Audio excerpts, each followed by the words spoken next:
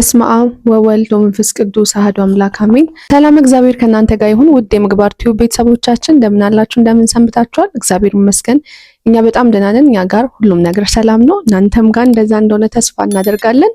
ዛሬ እንግዲህ ለእናንተም ለኛም ይጠቅማል ብዬ ያሰብኩትን ርዕስ ይዤ መጥቻለሁ። ስጋው ደግሞ ከመቀበላችን በፊት ወይም ቅዱስ ስጋውን ክቡር ደሙን ከመቀበላችን በፊት ከዛ በፊት ማድረግ ያለብን ጥንቃቄዎችና ከተቀበልን በኋላ ደግሞ ማድረግ ያለብንም የሌለብንም ነገሮች ምን ምን ናቸው የሚሉትን በተወሰኑት እናያለን። ሐሳብ አስተያየታችሁን ኮሜንት ላይ አስቀምጡልኝ። ሰብስክራይብ ማድረግ እንዳይረሳ። ቅዱስ ቁርባን ማለት ቀረበ ከሚል የግዕዝ ቃል የወጣ ሲሆን ትርጉሙም መቅረብ፣ መታረቅ ማለት ነው። ያው የምንታረቀውም ከእግዚአብሔር ነው፣ የምንቀርበውም ወደ እግዚአብሔር ነው። ይህን ስርዓት ደግሞ ራሱ ባለቤቱ መድኃኒታችን ኢየሱስ ክርስቶስ ነው የመሰረተው። በዕለተ ሐሙስ እንግዲህ ለደቀ መዛሙርቶቹ ህብስቱን አንስቶ ይህ ስለእናንተ የሚሰጥ ስጋዬ ነው፣ ጽዋውን አንስቶ ደግሞ ስለእናንተ የሚፈሰው ደሜ ነው ብሎ ሰጥቷቸዋል። ከዛ ጀምሮ ተመስርቷል ማለት ነው። እንግዲህ ጥቅሞቹ ይሄ ነው ተብሎ የሚነገሩም አይደሉም። የኃጢአት ስርየት፣ የዘላለም ህይወት፣ ከእግዚአብሔር ጋር መታረቅ፣ መኖር በነፍስ በስጋ በጣም ብዙ ጥቅሞች የምናገኝበት ነው። ከብዙ ከአጋንንት ስርዓት የምንድንበት መለኮት ነው። አጋንንት ይሄን አይችለውምና ብዙ መናፍስቶች ከኛ የሚርቁበት በጣም ትልቅ ሚስጥር ነው። ቅዱስ ቁርባን ሁላችንም በ40 በ80 ቀናችን አግኝተናል። ያው ምንድነው ያፈረሰና ያላፈረሰ ይመስለኛል ልዩነቱ እንጂ ሁሉም ህዝበ ክርስቲያን አሁን ላይ ተቀብለሃል ምናምን ሲል አልተቀበልኩም ይላል። ግን ያልተቀበለ የለም። ሁላችንም በ40 በ80 ቀን ተቀብለናል። ግን ያው አፍርሰነዋል ነው ነገሩና ይህ ደግሞ በንስሐ ይመለሳል። በንስሐ የ40 የ80 ቀን ልጅነታችንን ማስመለስ እንችላለን። ቀደም ሲል ወደ ነገርኳችሁ ርዕስ እንመለስና ቅድመ ዝግጅቶቹ ምን ይመስላሉ፣ እንዲሁም ከተቀበልን በኋላ ደግሞ ማድረግ ያለብንና የሌለብን ነገሮች ምን ናቸው ወደሚለው እንሂድ። መጀመሪያውና ዋነኛው ንስሐ መግባት፣ ራስን ለካህን ማስመርመር፣ የተሰጠንን ቀኖናን በአግባቡ መፈጸም ነው። ቀኖናችንን በአግባቡ ሳንፈጽም ወይም የቀረብን ንስሐ ያልተናገርነው የደበቅነው ኖሮ በድፍረት ቅዱስ ስጋውን ክቡር ደሙን መቀበል አንችልም። ራሳችንን በሚገባ ለካህን ማስመርመር ይኖርብናል። ካስመረመርን በኋላ ካህናቱ የሰጡንን ቀኖና ከጨረስን በኋላ እዛው የሰጡን አባት ጋር ሄደን እግዚአብሔር ይፍታሽ፣ እግዚአብሔር ይፍታህ መባል አለብን። ከዛ በኋላ ነው ወደ ቅዱስ ስጋውና ክቡር ደሙ መቅረብ መንቀበል የምንችለው ማለት ነው። ንስሐ እንግዲህ ገብተን ደግሞ በቃ ወደ ህይወታችን እንመለሳለን። ወደዚህ ስርዓት ለመጠጋት ማናስብና ማሳረጊያ ወይም መደምደሚያ የለውም ማለት ነው። ንስሐችን ለንስሐ ማስፈጸሚያ ግዴታ ወይም መደምደሚያ ማሰሪያ ቅዱስ ስጋ ክቡር ደሙን መቀበል ግዴታ ነውና ንስሐ የገባን ሰዎች ካለን ወደ ቅዱስ ስጋው ክቡር ደሙ መቅረብ እንግዲህ ግዴታችን ነው፣ መብታችን ሳይሆን ግዴታችን ነውና በንስሐ በባዶ ብቻ መታጠብ አይቻልም። ምክንያቱም የዘላለም ህይወት የሚኖረው ንስሐ የገባ ሳይሆን የሚለው ቅዱስ ስጋዬን ክቡር ደሜን የጠጣ ስለሆነ የሚለው በንስሐ ብቻ ሳይሆን ንስሐችንን ደግሞ በቅዱስ ቁርባን ማሰር ይገባናል ማለት ነው። ሁለተኛ ደግሞ ስጋዊ ንጽህናን መጠበቅ፣ ገላን መታጠብ፣ ንጹህ ልብስ ማዘጋጀት፣ ነጠላችንን ደግሞ መስቀለኛ ማጣፋት ይኖርብናል። ንጹህ ልብስ ሲባል የግዴታ ነጭ ልብስ እያልኩ አይደለም። የሌላው ሰው ሊኖር ይችላል ነጭ ልብስ። ንጹህ ብቻ መሆን ነው የሚጠበቅበት ማንኛውንም አይነት ልብስ ቢሆን። ንጽህና ግን ምክንያቱም እግዚአብሔር ንጹህ ባህሪ ነው፣ ንጽህናን ይወዳልና አምላካችን ንጹህ ሆኖ ማንኛውንም አይነት ልብስ ማድረግ እንችላለን። ያለንን ብዙ ሰዎች መቁረቢያ ልብስ የለኝም፣ መቁረቢያ ልብስ ግዙልኝ ምናምን የሚሉ ሰዎች አሉና ያን ያህል አስፈላጊ አይደለም። ካልቻለን የሰው ፊትም ከምናይ ያለንን ልብስ አጥበን በንጽህና ይዘን መቅረብ እንችላለን ማለት ነው። ነገር ግን ጥቁር ልብስና ቀይ ልብስ አይቻልም። ይሄን እንግዲህ ከብዙ አባቶች እዚህ ላትሰሙ ትችላላችሁ። ግን እኔ ከሌላ አባቶች ነው የሰማሁት ገዳም ከሚኖሩና ቀይ ልብስና ጥቁር ልብስ አይደለም ወደ ቅዱስ ስጋ ክቡር ደሙ ስንቀርብ ሳይሆን እንዲሁም ቤተክርስቲያን አንድ ክርስቲያን ማድረግ ያለበት ልብስ አይደለም ጥቁር ልብስና ቀይ ልብስና ከዛ ከለር ውጭ ያሉት ልብሶችን አድርገን መቅረብ እንችላለን። በሶስተኛ ደግሞ ባልና ሚስትን ይመለከታል። ከመቅረባቸው ከ3 ቀን በፊት ባል ጋር አንድ መሆን አይፈቀድም።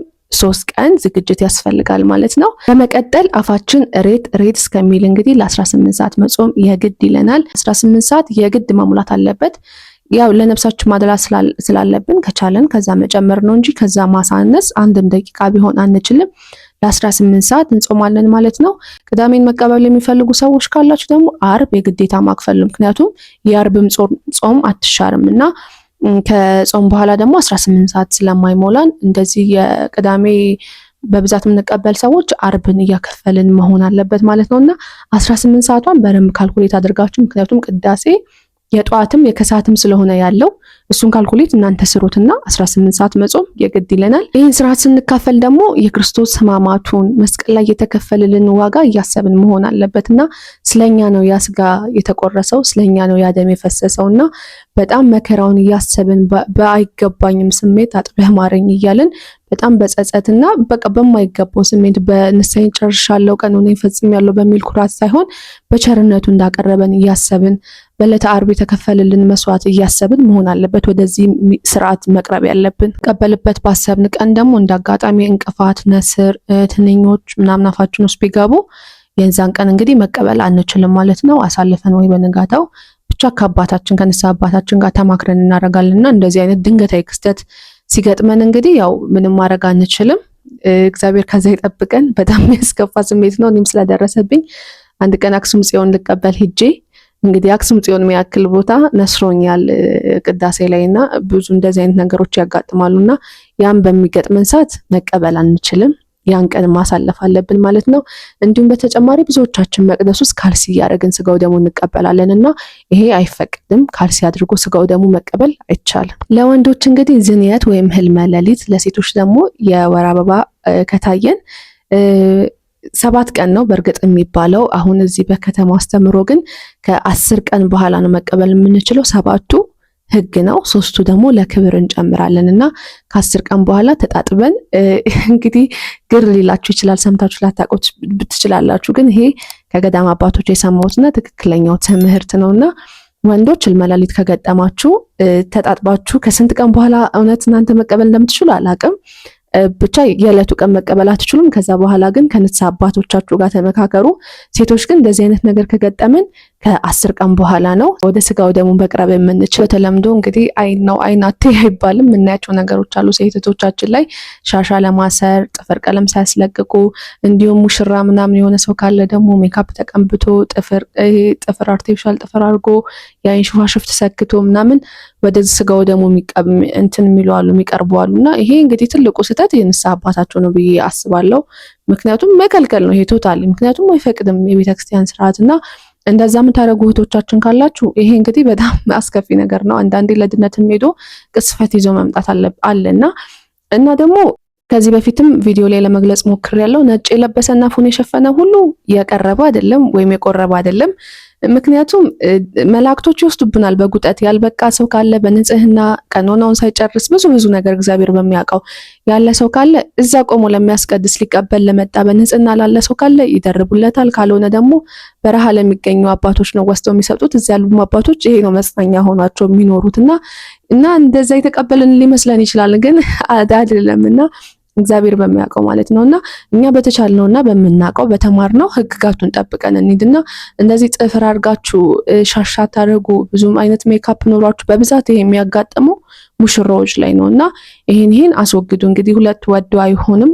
እሳትና ውሃ ተዘጋጅቶልናል፣ አንዱን መምረጥ ነው። ህፃናት ላይ ደግሞ ህፃናት ይመስለኛል ቅዳሴ ከተጀመረ በኋላ ነው ይመስለኛል ጡት መጥባት ማይችሉትና እሱንም እናድርግ።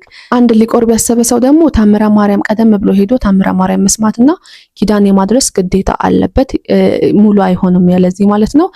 ቅዳሴው ከሰዓት ራሱ ቢሆን ጠዋት ሄደን ታምረ ማርያምና ኪዳን አድርሰን ወደ ቤት ተመልሰን ሰዓታችን ሲደርስ ተመልሰን መሄድ እንችላለን እንጂ በብዛት ጠዋት የቅዳሜና እሁድ ሲሆን ሁላችንም ያው ቶሎ ስለሆነ የምንሄደው ታምረ ማርያሙ ላይም ኪዳኑም ላይም እንደርሳለን። በብዛት ይሄ ስህተት የሚፈጸመው ከሰዓት ቅዳሴ ላይ ሲሆን ነውና ጠዋት ሄደን ሁለቱንም አድርሰን ተመልሰን ወደ ቤታችን ሰዓታችን ሲደርስ መሄድ እንችላለንና ታምረ ማርያምና ኪዳን ማድረስ ግዴታ ነው። እነዚህ እንግዲህ ቅድመ ዝግጅቶች ናቸው። እኔ የረሳሁትም ካለ ኮሜንት ላይ እናንተ አስቀምጡልኝ። ከቅድመ ዝግጅቱ ቀጥሎ ደግሞ ስጋው ደግሞ ከተቀበልን በኋላ ደግሞ ማድረግ ያለብንና የሌለብን ነገሮች አሉ። እነሱ ምን ናቸው የሚለውን እናያለን። ከቀረብን ወይም ስጋው ደግሞ ከተቀበልን በኋላ ደግሞ ማድረግ ካለብን ጥንቃቄዎች መካከል መጀመሪያ ላይ እንደነገርኳችሁ ነው። ባይገባኝም ስሜትና እንደ ቸርነት እንደ ምሕረት እያለን መቅረብ ይገባናል።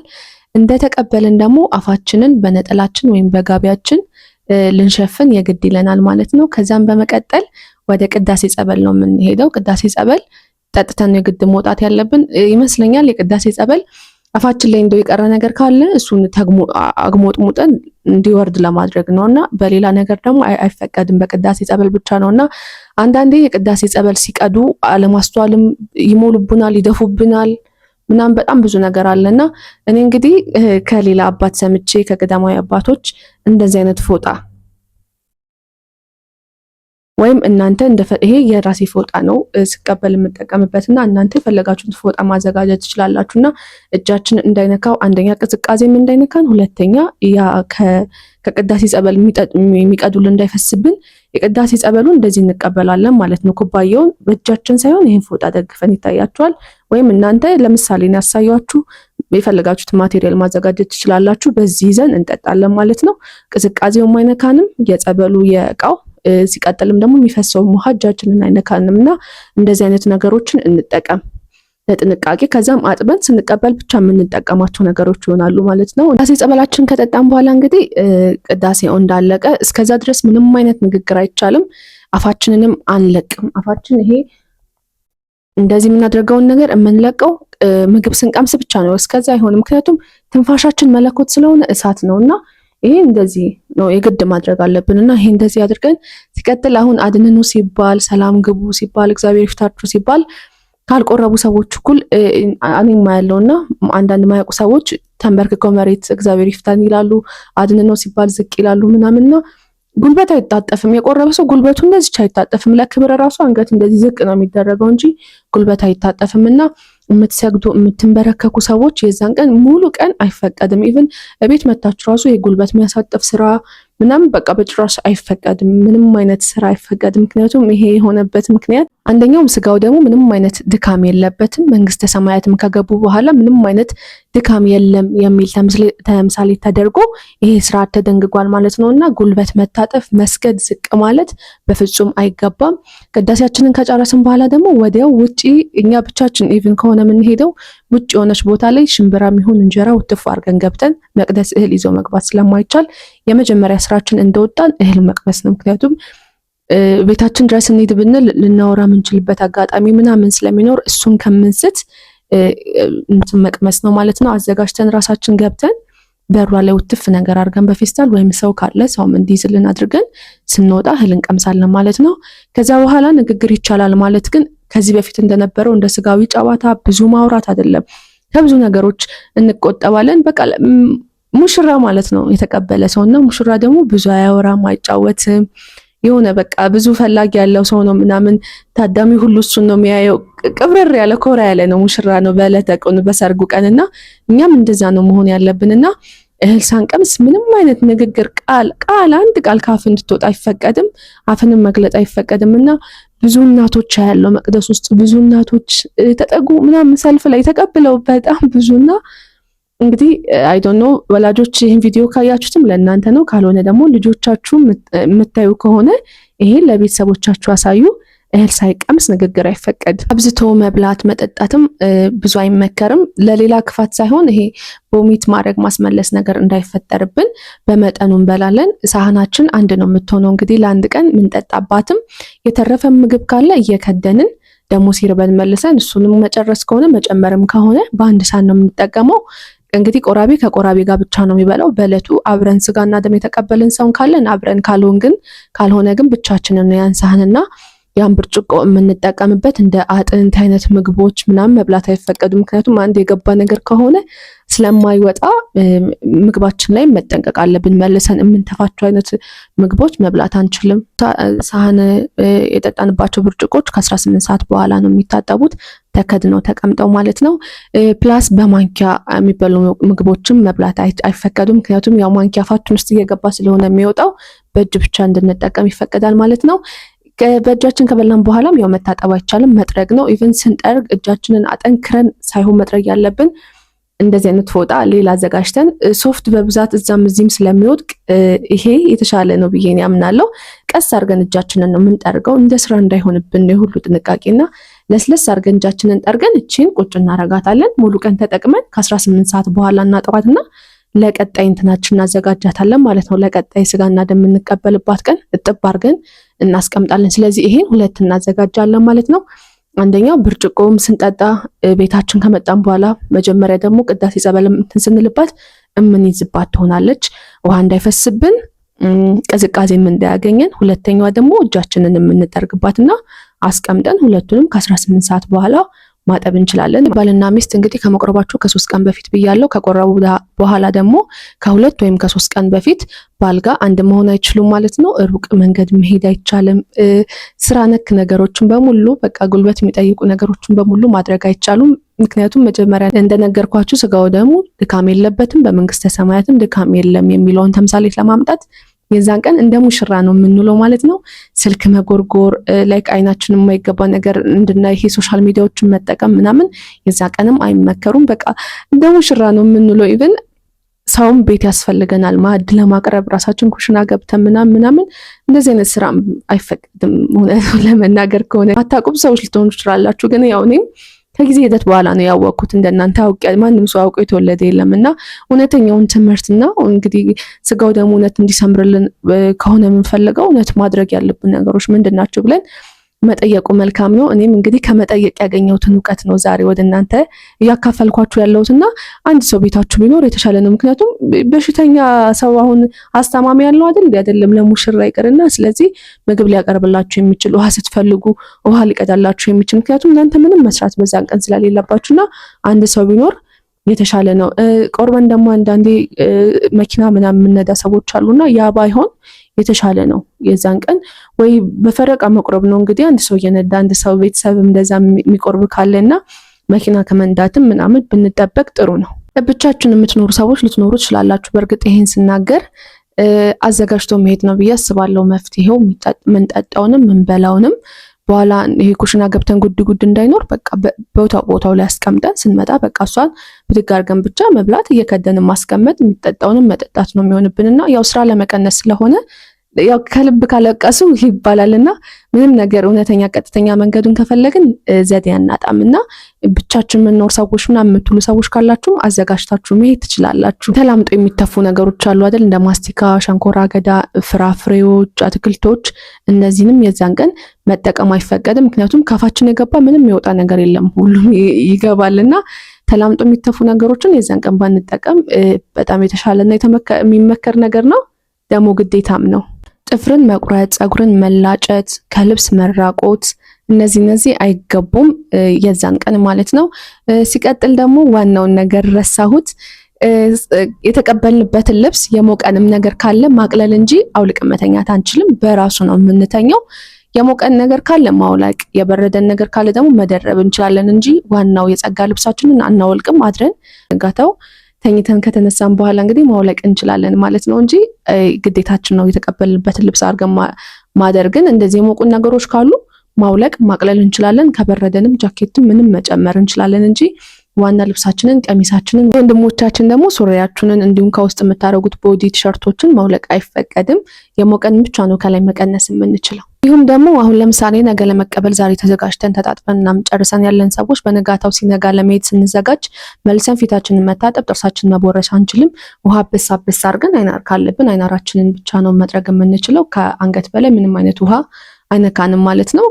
ከባድ ሊመስሉ ይችላሉ፣ ግን ምንም አይነት ከባድ ነገር የለውም እግዚአብሔር በሚያውቀውና እኛ እንግዲህ እግዚአብሔር ፈቅዶልን ከኃጢአታችን ተላቀን ወደ ቅዱስ ሥጋው ክቡር ደሙ ከቀረብን በኋላ ያ ከባዱን ነገር እንትን ብለን ተወጥተን እነዚህ ነገሮች አይከብዱምና ያው ግዴታ ነው። ሁለት ወደ አይሆንም ሁሌ ይላለውና ግዴታ ስለሆኑ እነዚህ ህጎች በጣም ቀላል ናቸው። ምንም ማካበድ አያስፈልጉም። በቃ እንግዲህ እንደ ሙሽራ ዋሉ ተኝታችሁ ነው የተባልነው። ተኝተን ዳዊታችንን እያደረስን መዋል ነው። ጥንቃቄዎቹ የግድ ይላሉ።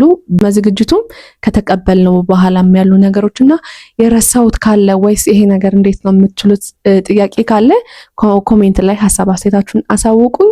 እስከ መጨረሻው ድረስ አብራችሁኝ ስለነበራችሁ አመሰግናለሁ። ቀጣይ ስለመለስራላችሁ በምን ቪዲዮ ልምጣ የሚለውን ሀሳባችሁን ብታሳውቁኝ ደስ ይለኛል። ሰብስክራይብ ማድረግ እንዳይረሳ። አመሰግናለሁ።